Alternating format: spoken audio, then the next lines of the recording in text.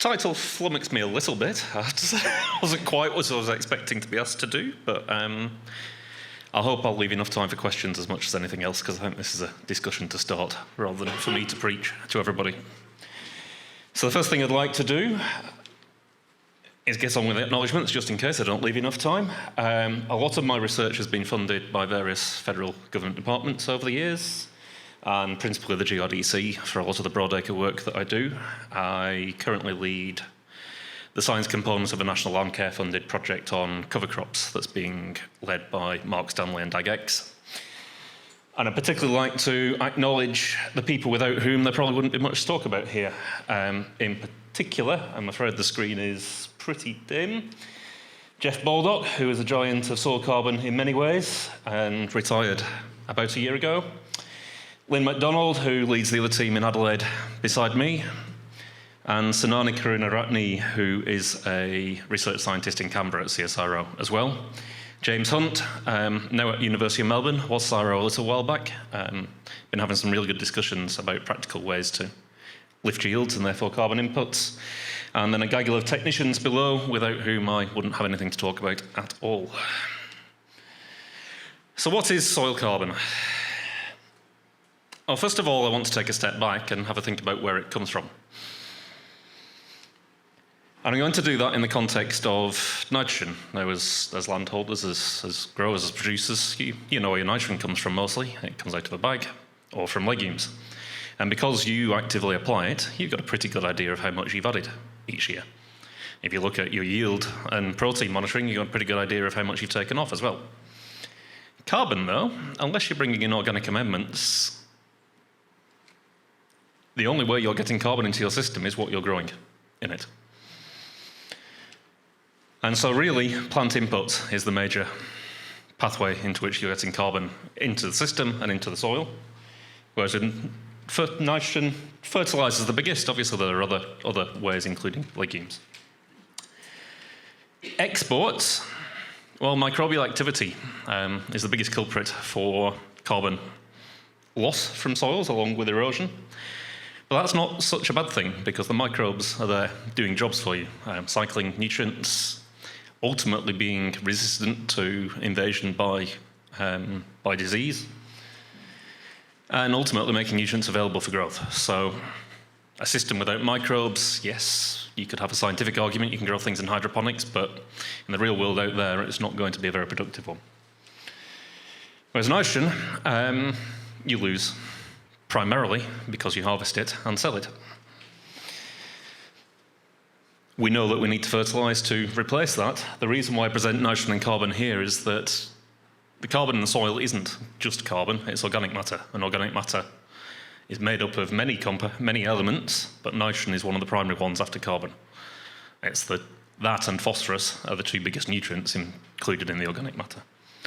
So basically, if you're managing carbon, you can't avoid managing nitrogen. And if you try to do one without the other, you're not going to get very far. So what's carbon doing in the soil for you? And I'm going to do this. This is pretty much a primer, and I had a chat with Amanda beforehand. There's hopefully a bit of a primer for her talk as well, so we'll get it out of the way in one go. But basically, beyond potentially monetising it, organic matter in the soil is doing quite a lot of other things for you. Now, in the sandy soils, particularly around here, it's providing a lot of your cation exchange capacity, so a lot of the means by which nutrients are being held in the soil and then made available. It's obviously contributing to soil structure. It's the sole source of energy for microbial processes. And it also is pretty important in holding water and enabling, in heavier soils, water infiltration. So that's what carbon itself is doing, but carbon isn't just carbon. There's lots of different types of carbon in organic matter in soils. We've, over probably the past 2 or 3 decades at CSIRO, really settled on 3 pools that are functionally distinct enough to think about managing separate, or at least dealing with separately, in accepting that they're doing different things in the soil and behaving in quite different ways. So it might all be carbon, but it doesn't necessarily mean it's behaving in quite the same way.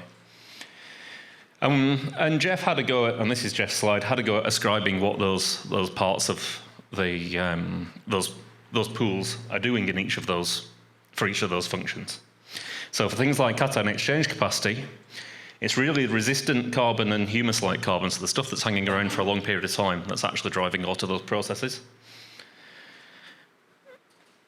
Whereas for, let's pick energy for biological processes, in actual fact, most of that's coming from the labile stuff, as you might imagine, and that's the only bar on that graph that's really showing the soluble carbon there, which only makes a tiny fraction of the amount of carbon that's in the soil.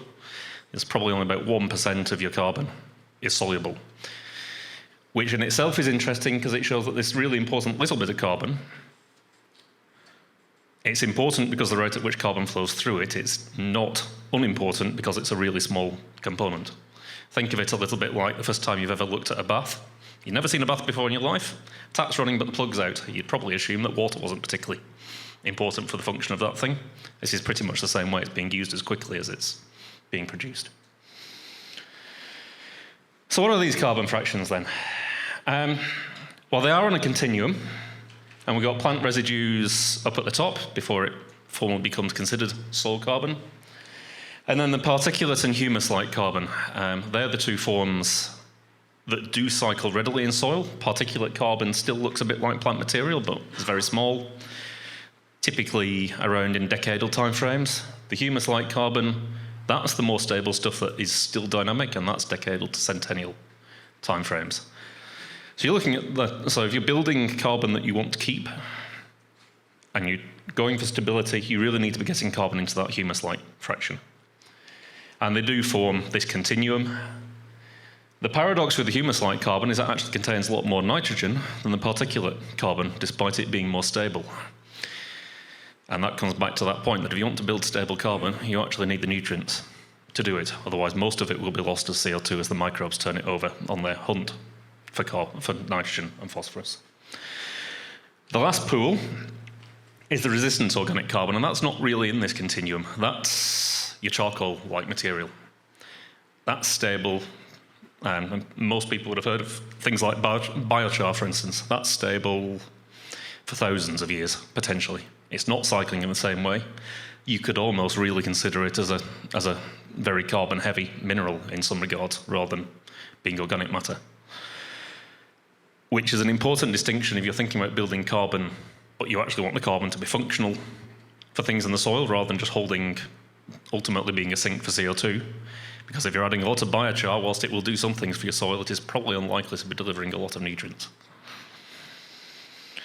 And these things do actually look quite different. That might just be visible to some on the front row, I'm afraid.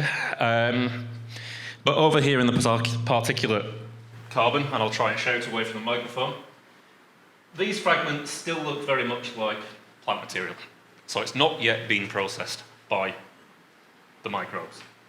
The humus-like carbon, that's really waxy material, and what that looks like is actually dead microbes, or dead parts of microbes. So the key thing here is that this is yet to be processed, and that has been processed and stabilised. And then the charcoal-like component looks exactly as you would imagine. It is basically, effectively fossilised plant residues, whatever it was that was burnt in the first place. So they look physically different when you look at them down an electron microscope. They look quite different when you look at them through something called an NMR, which is one of the instruments that we use to look at the stability of carbon. So even though they're all carbon, if you were to send a sample off to APAL and get a carbon measurement, if your soil was full of that one or full of that one, but they have the same amount of it, you'd have the same number, but it would behave very, very differently.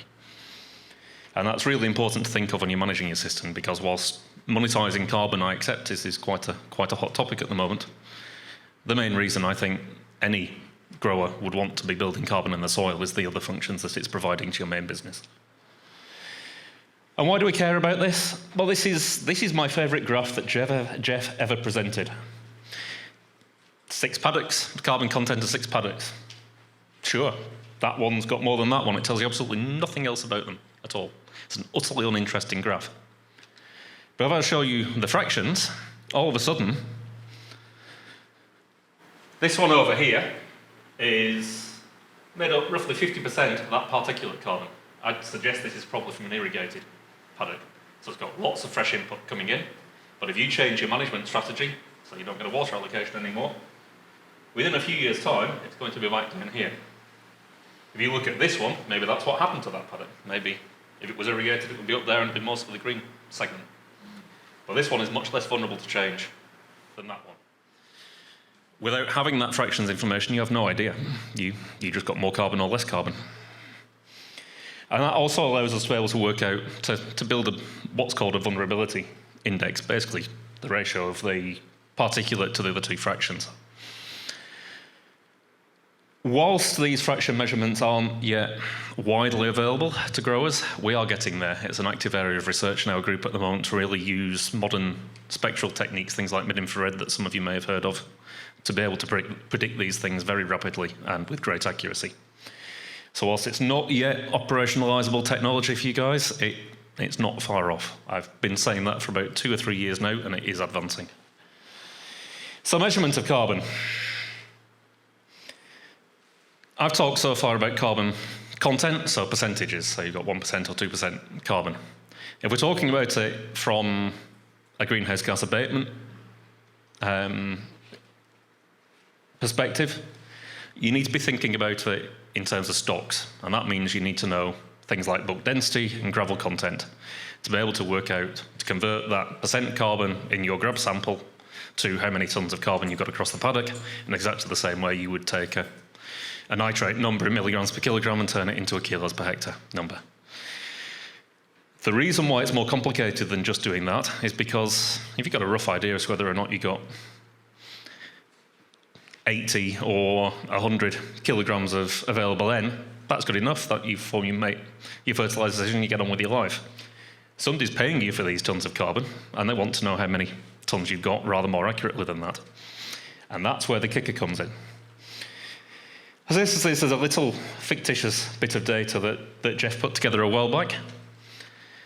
What we have here on the left column are the actual numbers. Now, we've not measured these. These are presumed actual numbers, because, of course, everything that you do in the lab has some level of uncertainty around it. On the right-hand side are the numbers that we actually measured. And you'll see at the top the organic carbon content. We're very good at measuring that. We can get you a repeated number on, if you get me a sample in a jar, I can tell you within 1% what that will be. I can take it to another well-calibrated instrument and get you exactly the same number. The problem is not in the lab. The problem is taking the sample in the first place and dealing with the variability in the field. So if you're taking bulk density measurement in a 0 to 10 centimetre depth, if you go 11 centimetres, that's 10% error, straight up. Even if you manage to get it down to 1 millimetre, that's still 1% error. You do that for the 3 depths, you're starting to compound things. So it's a little bit of a myth that the measurement in the lab is the difficult bit. It really isn't. It's getting the right sample to the lab in the first place. And that's just getting a stop. Now you need to work out how you go about getting that sample, and doing it in a way that you'll be able to come back in a few years' time and know that you're getting something representative of the same place you got the sample from, rather than just having more or less carbon because you happen to take carbon out of a different part of the paddock. So if you're doing this with no prior information, and I suggest that you don't, you'd probably set up a grid like this. If you have an idea of spatial distribution, and out in the mallee that's logical, you've got dunes and swale systems, logically they're quite different at the top, in the mid-slope and at the bottom. You'd probably separate out 3 different zones, or carbon estimation areas. And if you take your samples from those and keep them separate, then you'll have a pretty good idea of how each part of that landscape is changing over time and how your management is impacting that. Sorry.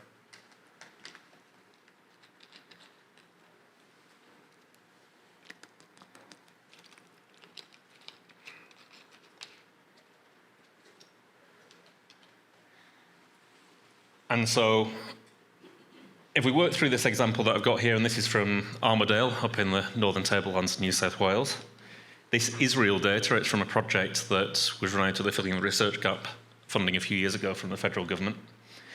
And the main purpose was to see how good could we get the sensitivity? How short a time period could you detect a change in a system?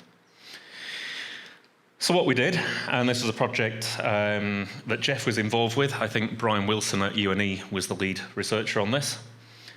And there wasn't just this is just one of the data sets. They measured carbon about 36 times over 3 years, once a month. And what you can see here, these are the error bars around the measurement. So these are the uncertainty in question. And there might, if you had a slight squint, there might just be an increasing trend over the 3-year time. There isn't anything statistically, and it's impossible to tell, because of this variation, that you cannot do anything about it. So improvements in the lab don't change it. The fundamental problem is the sampling in the first place. And these are some of the issues that we're dealing with in this space. Now, the ERF methodologies account for this to some extent. This is where you hear about this discounting concept. They accept that there is uncertainty in there. So instead of, say you had 10 tons of carbon CO2 equivalents that you were selling, you get money for a portion of that on the basis of the uncertainty that's there. And then you're not stuck in a situation where 5 or 10 years down the line, when the next measurement's taken, of having said that you've accumulated something you haven't, the discount was there, so you don't end up having to either buy the carbon off somebody else to account for the fact that you don't have the carbon you said you had, or have to pay money back.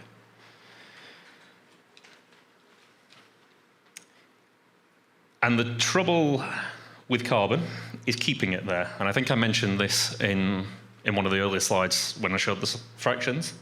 This is data out of, I think it's actually from Rothamsted in the UK. And here is an experiment where they had control treatment, so no fresh additions. They added manure. And you see there's an immediate change over time, but then it curves off and you reach this new equilibrium. And that's one thing to remember, is that each soil has got a sort of finite carrying capacity. You can't keep building it forever, and your greatest gains are early on. And one of the problems with the greatest gains being early on is that if you've been managing your land well already, you're probably already somewhere up here where the returns are fairly diminished relative to if you were in a really degraded landscape down here, when if you start changing things the right way around, you'll see quite rapid improvements. The kicker to all this is, if you stop adding manure, that happens. Because of course the manure was the fresh source of carbon above and beyond what the plants were supplying. And it doesn't take long at all for you to end up back where you started. So it's not just a case of putting the carbon there, it's a case of keeping it there.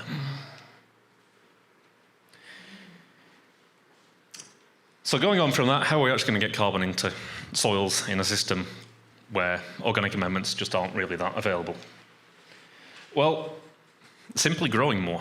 It might seem a silly thing to say, it might seem to be stating the obvious, but if the only source of carbon you've got is plants that you're growing, either getting the cash crop to be more productive, or, as I've been trying a little bit with the cover crops project that I mentioned at the start, looking at opportunistically growing cover crops in summer, taking advantage of rainfall where you can do, and I accept there is a big risk with there being a yield penalty following on from that. These are just some ideas, because your alternative is bringing it in from somewhere else. And if we're going back to the carbon abatement aspect of that again, if you're bringing in carbon from somewhere else, the atmosphere doesn't see any different. That carbon's just not on that garden in that person's property, it's in your paddock instead, but it already wasn't in the atmosphere before you applied it to the soil. So this idea of additionality is quite difficult to get your head around when you realise that you have to deal with the concept that once the compost has been made, is that it? Was it the green waste when it was harvested? Likewise, biochar. Actually, the most stable place to leave biochar is in a pile next to where it was made. These things don't quite work out when you're considering that there is only one atmosphere that you're offsetting against. So really, the only way to fit carbon out in the atmosphere is to grow more plants. And this is data, and I apologise, that's really hard for me to see from here, so I won't go too deep into it. Basically, it's a study from Europe. It's a transect of studies that went from southern Spain, so fairly dry, all the way up to Scandinavia, probably less relevant for around here. They had two findings. The number one finding is that simply having a living plant in the soil for as long as possible over the study period was the biggest driver of both yield overall in the system and soil function. The second one was that diversity did matter to an extent, both diversity across rotations, so growing things in different years, but also diversity within rotations, so intercropping, or in the case of a cover crop, having a mixed species. But that was minor compared to the number one message, which was simply having something in the soil living. Obviously, not always possible in our climate, but it's a useful thing to have at the back of your mind. And again, that comes back to, if you've got a living plant there, it's pumping carbon into the soil. If you don't, the carbon that's coming out of the soil isn't being offset by any carbon going back in. So one of the things that we pulled together was this little calculator, because I speak at quite a few of these events, and quite often I'll have somebody telling me that they've managed to sequester quite a fantastic amount of carbon. So I thought we'd have a look at what might be plausible in a grain system. We've already established, you know your yield. If you know your yield, and you can have a stab at harvest index, that's how much above ground biomass was produced. You can have a go at how much above ground carbon you had, because your average carbon content of wheat, for instance, is about 40-odd%. So if you're looking at a change here, and you're saying that your management that you've been able to increase carbon, this is how much your yield must have increased to do so. So if we build this up, you've got your change in above ground carbon, which you know from your yield, and have worked backwards from harvest index to get above ground biomass. If you have a go at a root to shoot ratio, there's plenty of numbers out there, and we've got some that I'll get to in a minute that have been taken from literature as useful averages. And even you account for riser deposits, which you will hear mentioned through the form of somebody's liquid carbon pathway.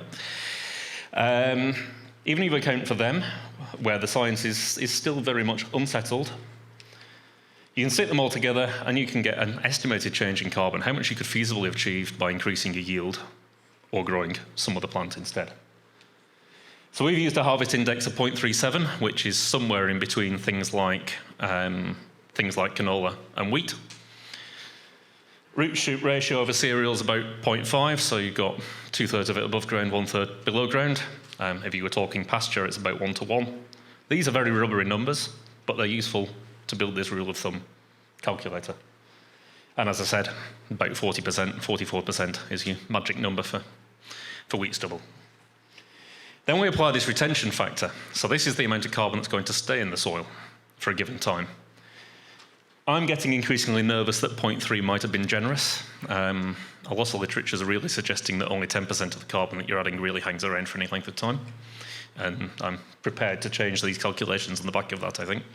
So that's not pushing us in the right direction either, but it is being more realistic. Then we bear in mind that these root exudates, the riser deposits, so this is the sugars that come out of the growing plant and the roots, and their retention factor also. And we get this relationship. So you have yield on the x-axis at the bottom, change in yield at the bottom, and potential change in carbon up on the y. And I started putting some known numbers into this. John Sandeman, who used to work at CSIRO, conducted a review in 2010 of opportunities to improve carbon in agricultural soils in Australia. In a very nebulously termed improved cropping practices, the literature he found got you between 0.1 and 0.4 of a tonne increase in carbon per hectare per year. That works out as being an increase. If you go for 0.3 of a tonne, that works out as being a rough increase of about 0.4 of a tonne yield. So, not a ridiculous incremental number to have achieved if you've progressively improved your game over time. At the other end of the spectrum, Lynn MacDonald, who at the time was leading GRDC's Big Sandy Soils project, great big interventions, deep ripping, really overcoming some pretty big subsoil constraints. Her best site managed to net a yield increase of 1 tonne per hectare per year for 4 years. And that you'd be looking at possibly increasing your carbon by as much as 0.7 of a tonne per hectare per year. But this is where nitrogen comes in. To keep that 0.7 there, you need 60 kilos of N per hectare per year on top of what you're taking off for fertiliser. 60 kilos per hectare per year around here is a lot to start with. So if you want to build carbon, you're going to have to overcome constraints to production somehow. And the single biggest driver in this country is paradoxically not applying enough nitrogen rather than applying too much of it. The rule of thumb, if you took the whole country as an average, it probably applies about 20% shy of what is taken off every year in nitrogen. Do that every year, and bearing in mind where most of the rest of that nitrogen is coming from is from your organic matter, it's no surprise that carbon's been going backwards. So can we apply more nitrogen? Well, there are some risks, not least how much it costs at the moment. There are potential environmental concerns too. But James Hunt, who I mentioned briefly in the introduction, has been really working hard at this with something called the nitrogen bank, which is the idea that in systems that aren't that lossy, and I emphasise that carefully, that are not that lossy, actually applying more nitrogen, even in poor years, you don't lose it from the system, and it's there and gets used the following year. That's the principle behind this idea. And over 4 years of data now at Cuyo, somewhere near Echuca, I think, in Victoria, he's found that his treatments, his nitrogen bank treatments, tend to find a very nice point in both mean gross margin over those 4 years and partial end balance. So the system is slightly end positive, so slightly more is coming in than losing, and it's actually far more profitable than the regional average, on average, over those 4 years. So in some years he'll do worse. In other years he's doing far, far better because the crop can take advantage of the nitrogen that's there if you get a better rainfall year. So if we go back to that calculator I had, he's relative to 0 fertilizer input, he's lifted his yield by 53%, and relative to the regional average, he's lifted his yield by 13%. The 13% doesn't sound a huge amount, but 13% over 2 years, it mounts up. So last night, I thought, I've got enough of his data, I'm going to see where this fits on our little calculator. And versus nil, and versus his regional average.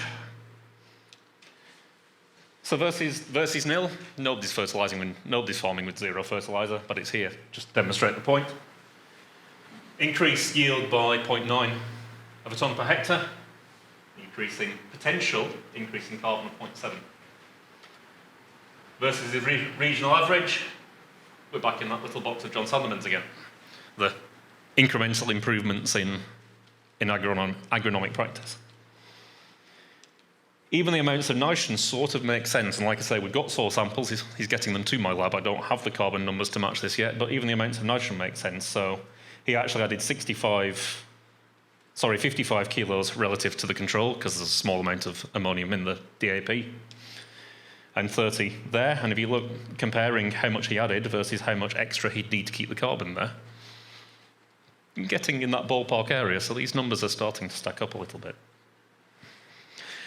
There are many other ways to increase your yield too, and if nitrogen isn't your limiting factor, then throwing more at it isn't going to solve your problem. So that's number one.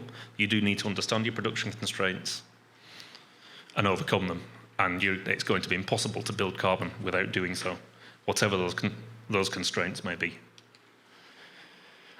So, in conclusion, the main input of carbon to your soil is from what you're growing. Focus on doing that well, focus on growing more of it if you can, and that's your best bet, unless you're willing to change your system substantially.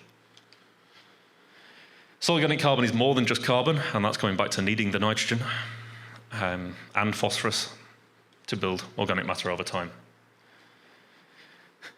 Quantifying those changes over time, the problem's not in the lab, as I've said, it really is in the sampling.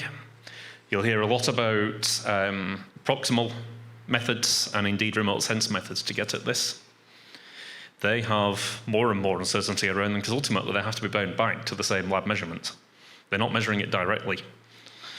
It's one of those strange things where you end up in a situation where you just can't overcome the fact that you can't sample. The only way to get a more accurate measurement from sampling would be to take more and more samples, and that just becomes totally and utterly unfeasible. If you're going to build carbon, you need to bring more plant inputs in, unless you're bringing carbon from somewhere else.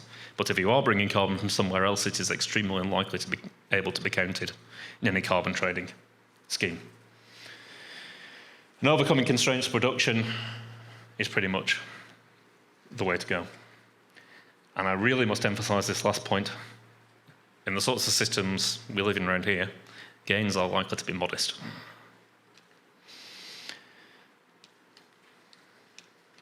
And I think the clicker might have died on me with just to get to the conclusions. So I'll leave it there.